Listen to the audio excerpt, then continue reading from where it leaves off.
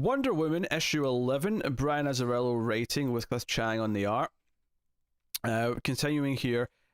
So my first complaint here, and I know I've been kind of the sour one on this run, but you have to be a little bothered that yet again we have got an issue that ends with Zola being kidnapped again.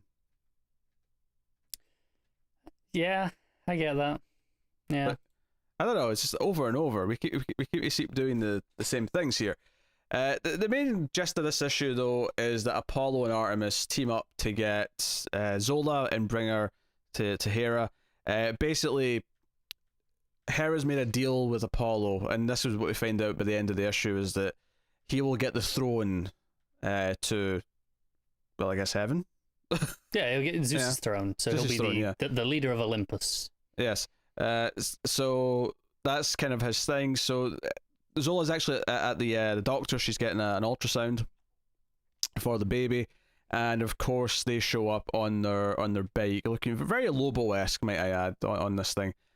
And essentially we get a big fight sequence where Lennox tries to get involved. I mean, he tries to punch Artemis, his rock skin kind of just cracks because he just tried to punch a god. Didn't go very well. It's a pretty great visual. I mean, it's where the issue picks up, because once it gets to the action, the art can just do a really good job of giving me some action. Chang has excellent pacing in his action. So that's very much the highlight. I mean, Zola has a little bit of agency, even though it's ultimately, fruitless, because she tries to save Wonder Woman by ramming a truck, which, by the way, pregnant women shouldn't ram trucks into unmovable objects. It's a bad idea. In her defense, she didn't know he was unmovable. Yes. It's also true that the baby is the child of Zeus and therefore can maybe take the hit, but still not advisable. No. Yeah. But of course they just grab her and run. And I do like that she tries, even when she gets out of the truck, okay, that didn't work, she grabs a shotgun and tries to shoot him with that. Yeah, it's an alright character beat. But Strife is shocked to learn the deal that they've made, and Apollo's about to take the throne when Wonder Woman shows up and is like, yeah, I'll stop you. And that's kind of the cliffhanger of the issue. Honestly, fine. I mean, because I'm not super into the characterizations in this run, in this version of Wonder Woman, and the mythology of all the gods and stuff just isn't clicking for me here the way that it can do. This is an extremely heavy mythology issue in terms of, okay, we've got, 4 or 5 gods showing up in this issue, because we've got, Artemis and Apollo, we've got Demeter, we've got Hera, Hermes, obviously. Yeah. So there's a lot. Yeah, because there's those opening couple of scenes where what's the poison ivy looking one? Demeter, yeah, that's the goddess of the harvest.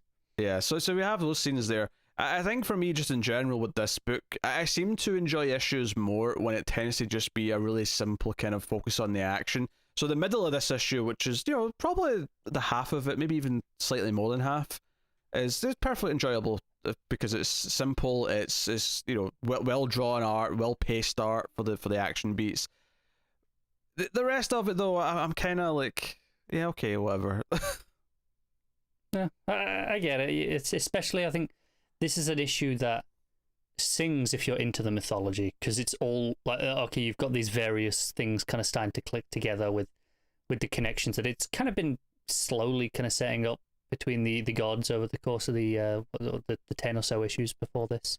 Yeah, I mean, the one credit I'll give it out of my first complaint of Zola being kidnapped again, which did kind of feel like, oh, we're doing this again, because we just sort of went through this, right? I feel like the one thing that at least acknowledges in the pacing of the writing is that Wonder Woman showing up at the end of the issue, like immediately, essentially, does make it feel at least like, okay, we're not going to at least have an issue mounting a rescue where they're trying to plan again how to get her back. At the very least, we're not going through all those beats again. Yeah, Zola being kidnapped isn't actually the cliffhanger. That's the beat that leads into Wonder Woman facing off against the gods in their home is the cliffhanger, really. So because it moves through that Zola beat so fast, I don't think it bothers me too much. I think if it had ended on Zola's gone, that if that was the final page, this would be a lot more frustrating, because that would leave it as to, like you said, where we were, I don't know, 3 or 4 issues ago, whatever that was, again, and it would be like, okay, so we just got it back. got through everything, and now we're going through it all again. But the way this frames at the end, it's less of a rescue mission and more of a just Wonder Woman actively taking a stand against the gods here. So that's more interesting for me. Yeah. I think that's fair. I mean, obviously the art's good. As far as the the rating it goes, like this is kind of, we're still sort of sitting in my sort of 6-ish level, I guess. Yeah, for me this is coming up on, it's an 8.